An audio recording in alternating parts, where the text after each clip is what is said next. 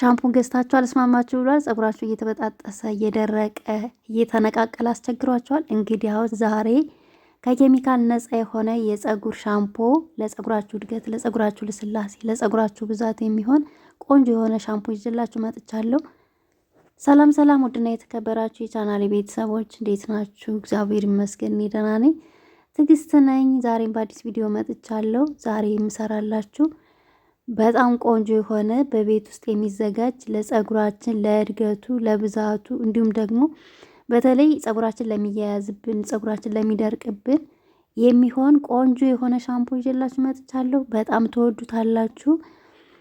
ወደ አሰራሩ እንሄዳለን። ቪዲዮን ላይክ ሸር በማድረግ ጀምሮ ቤተሰብ ያልሆናችሁ ደግሞ ቻናሉን ሰብስክራይብ በማድረግ ቤተሰብ ሁኑ እያልኩኝ አሁን ወደ አሰራሩ እንሄዳለን። እንግዲህ ሻምፖውን የምንሰራው በእነዚህ ግብአቶች ነው። ሮዝመሪ፣ የጥብስ ቅጠል፣ ነጭ ሽንኩርት እና እሬት አለኝ ማለት ነው።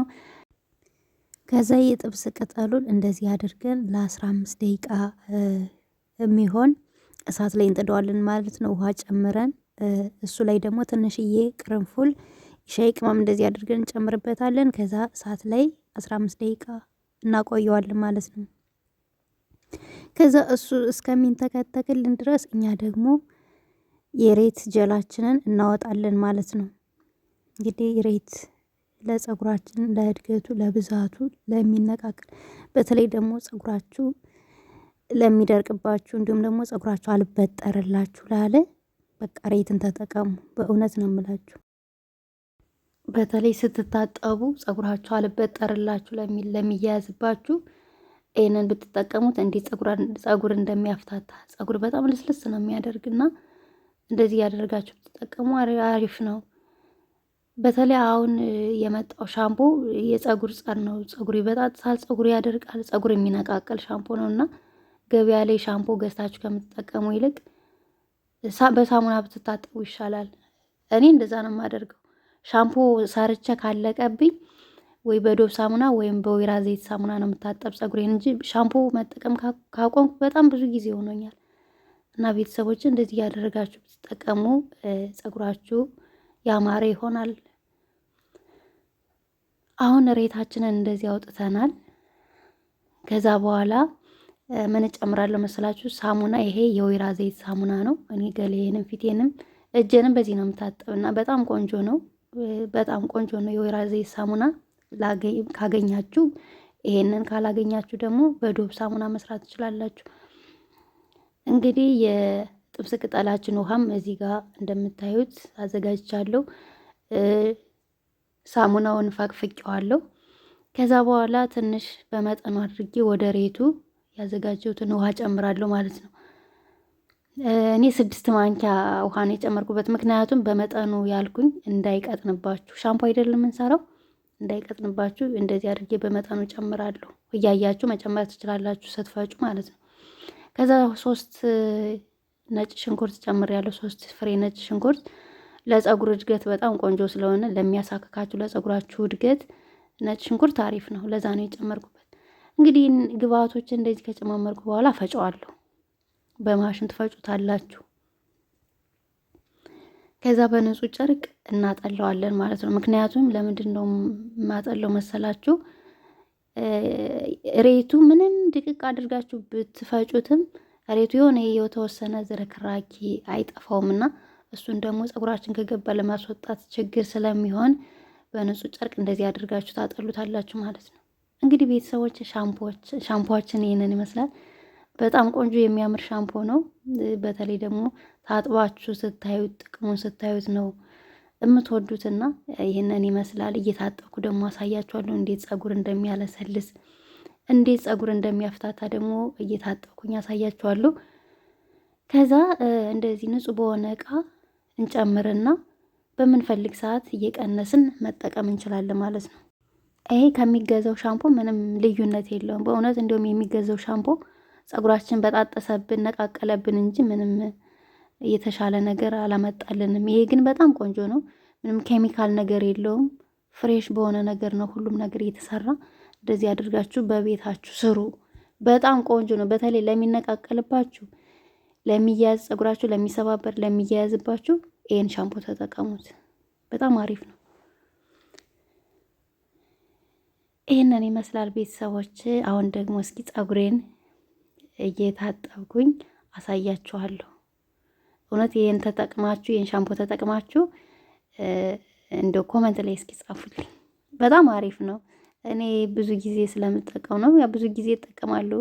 ሬት በውህድ መልኩም ሻምፖም እንደዚህ ሰርቼ እጠቀመዋለሁ።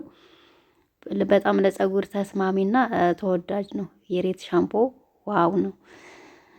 እንግዲህ ቤተሰቦች እንደዚህ ያደርግ እየቀነስኩኝ በምፈልግ ሰዓት እጠቀመዋለሁ ማለት ነው።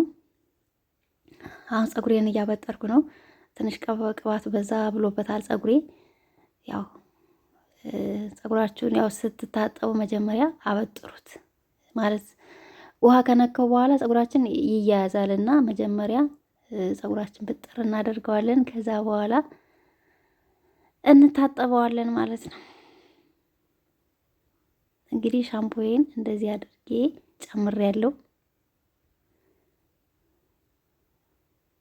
ያው ፀጉሬ ቅባት ስለሆነ አሁን ትንሽ ላይ ኮርፍ ይችላል። በሁለተኛው ደግሞ እንዴት እንደሚኮርፍ ታይታላችሁ።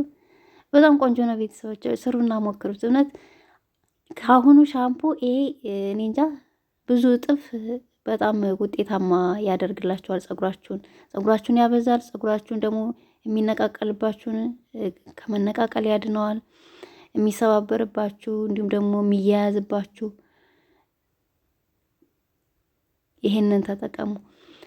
እንዲሁም ኮንዲሽነር ምናምን ይሄንን ከተጠቀማችሁ ኮንዲሽነር አያስፈልጋችሁም። በዚሁ ብቻ ማበጠር ትችላላችሁ። ይሄንን ከተጠቀማችሁ ኮንዲሽነር አትጠቀሙ። እንዴት እንደማበጥረው አያችሁት? ልስልስ ነው የሚያደርገው። ፀጉራችሁን ፍትትት ነው የሚያደርገውና እንደዚህ ራሴ ሳርቼ የሆነ ውጤት ሳገኝበት ደስ ነው የሚለኝ። በጣም እርክት ነው የምል ማርያምን። እና እንደዚህ ያደረጋችሁ ተጠቀሙት። በጣም ቆንጆ ነው። የምትወዱት ሻምፖ ነው። ቤተሰቦች ሻምፖ መግዛት አቁሙ። እንደዚህ በቤታችሁ እየሰራችሁ ታጠቡ።